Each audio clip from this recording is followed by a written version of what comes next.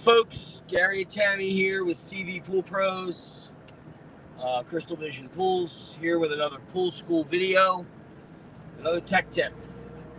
So, many of you may have heard or may not have heard of a chlorine lock. So, we're going to explain to you what a chlorine lock is and how to break the chlorine lock. So what a chlorine lock is, and it's very easy to figure out whether you have a chlorine lock or not. If you have a chlorine lock, you can put chlorine literally in your pool. As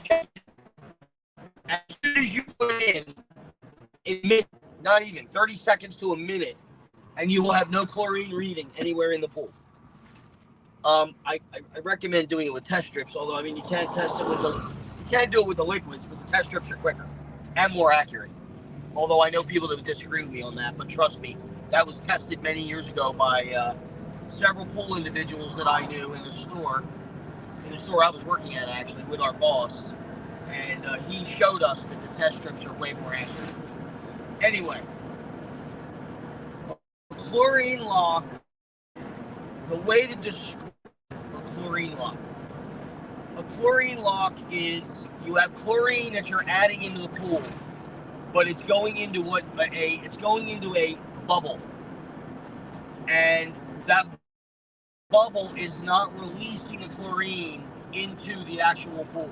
So you have a pocket of chlorine within the pool that is not allowing it to be cascaded into the pool.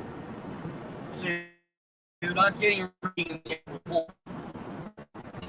Now, there's two ways to get rid of a chlorine lock, and one of them I really don't recommend. One of them is to drain some water out of the pool, but here's the problem with that. There is no measurement of chlorine lock. A chlorine lock is a chlorine lock. There's no way to know how much water you would need to drain to break the lock. Basically, fresh water would break the lock. Now, I've never done it that way, so I don't even know if that would work. I would imagine it would, but I've never done it that way. The way I do it is to ridiculously super over-chlorinate the pool with liquid chlorine. Only use liquid. I've never used anything but liquid, and here's why. The amount of chlorine you have to put in, don't get scared.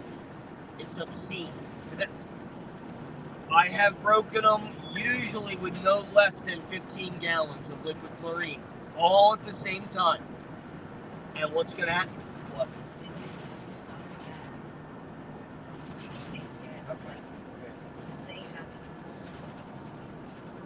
No, they don't have that. They don't have that. Anyway. So, no, they have another brand. Yeah, she interrupted me. I forgot what I was saying. Anyway, use liquid chlorine, and you're looking at usually a minimum of 12 to 15 gallons will usually break your chlorine lock. I don't think I've ever used anything less than 15. We've actually used 20. And I have gone up to 30 at one point in time. Yes, I went up to 30 at one point in time.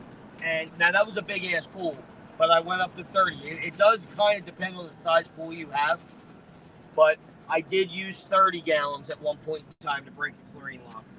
Usually for a backyard pool, it's usually between 15 and 20 will usually break your chlorine lock. Now, obviously, your chlorine is going to be ridiculously high. That's okay. It'll come down. Just let it go. It'll come down. But that is how, and the way you figure out your chlorine lock, as I said, you put chlorine in it, whatever your normal dosage is. Here's how you know that you have an issue. If you won't hold chlorine and your pool seems to stay cloudy, you can't get it cleared up. This is one of the quickest ways to test a pool without having to call a pool professional for this particular problem. It's a quick way to test for a chlorine lock. Because chlorine locks, believe it or not, are more common than a lot of people think.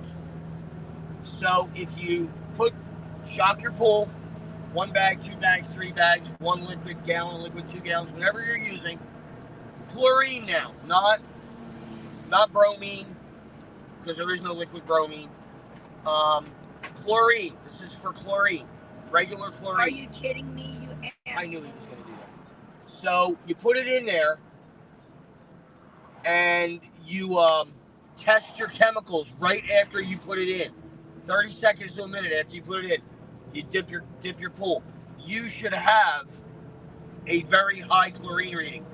If you do not have a very high chlorine reading after a normal shock treatment, if you don't have any chlorine, you don't have any chlorine reading. Like You have a chlorine lock. And I mean no chlorine. You don't have any chlorine registering on your stick. You have a chlorine lock. Okay? So that's what a chlorine lock is. That's how to break it. And that's how to figure it out that you have one. That's really about all I got on that. I don't want to make this too long because it is a tech tip. Make sure you like and subscribe to our YouTube channel at Cvpoolpros 16. All these videos are uploaded on there. Like and subscribe to help it grow. And we will see you on the next one. Everybody have a great day. Be safe. Anybody that's watching, hello. I'm not watching the screen, so I don't know if Tony, good morning, Tony. What's up? But anyway, yeah, everybody have a great day. Talk to y'all soon. Be safe. And if you need us, text or email us. Tammy's text is 610-780-3614. Our email address is cvpoolpros@gmail.com. Hit us up if you need anything, and we'll get you taken care of. Have a good day, everybody. Be safe. We'll talk to you soon.